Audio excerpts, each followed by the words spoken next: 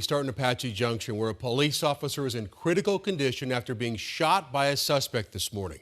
It happened right in the middle of an intersection of Radiance Avenue and Davis Drive, just north of Highway 24 in Ironwood. 12 News journalist Sean Rice joins us live with where that shooting took place. And Sean, what have you learned? Yeah, Tram and Troy, good afternoon to you both. By all accounts, this was an extremely dangerous situation that all played out just after 9:30 a.m. this morning on the south end of Apache Junction.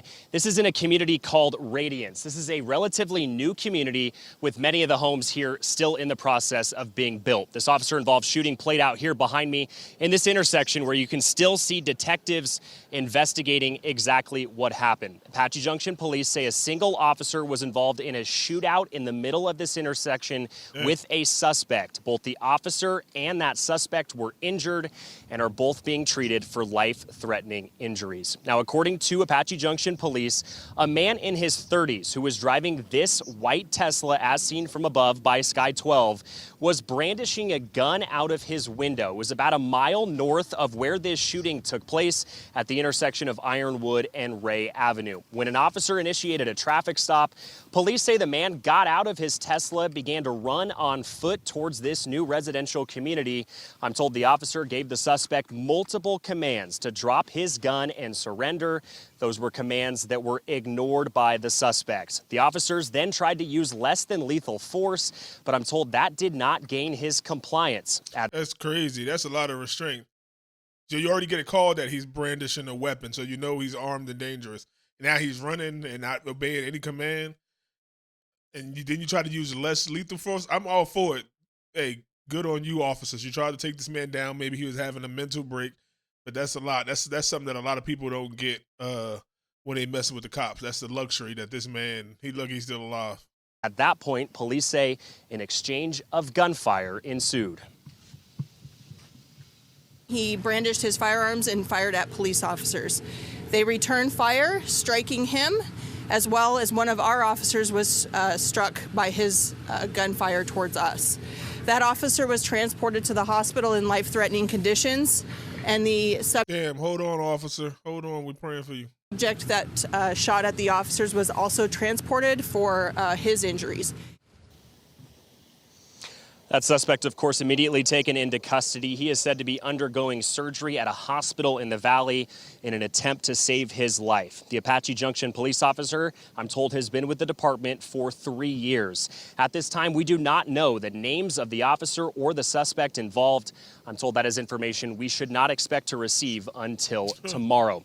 From the read I got from the latest briefing from Apache Junction police, it sounds as though the officer is in much better condition than the suspect. As I mentioned, that suspect is in surgery right now at a Valley hospital. When I asked if the officer is in surgery as well, I'm told that's information that is unknown at this time. But as one, but they said he's life-threatening injuries, right? Apache Junction police officer told me this afternoon, quote, the officer is not out of the woods yet. So there is still some significant concern anytime a police officer here in the Valley is struck by gunfire. Going on here behind me is an investigation by Mesa Police. They are the agency that will step in and investigate an officer-involved shooting involving AJ Police in accordance with the East Valley Emergency Response Team. So they're the ones who will make determinations here on exactly how this all played out. That's good. So they're not investigating themselves. I like that.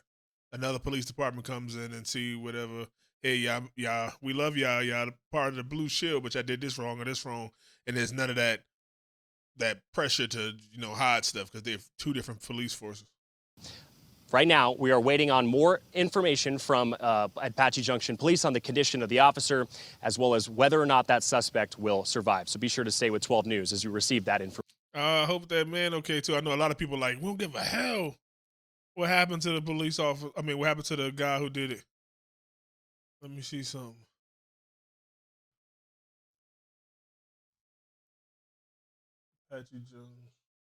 Apache. Man.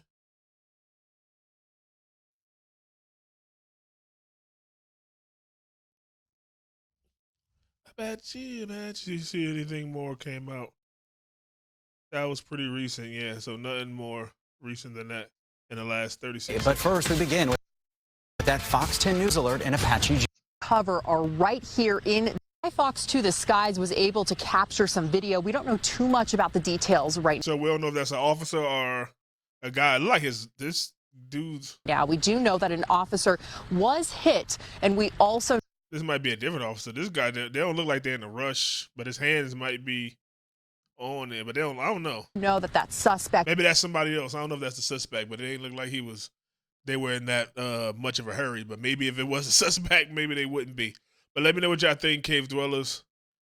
Let's keep our the officers in our prayers, you know what I mean? Hopefully he get out of the woodwork, and even the guy who did it, because he might have been going through something. You think of he in a Tesla, maybe he's all right. Maybe he lost his job and now he's doing this and he just snapped and he can't take it no more. So who knows, but we're going to see what happens. Hopefully they both all right, and then justice takes its course. Let me know, cave dwellers. Like, share, subscribe. Let's talk about it in the comments, what y'all think.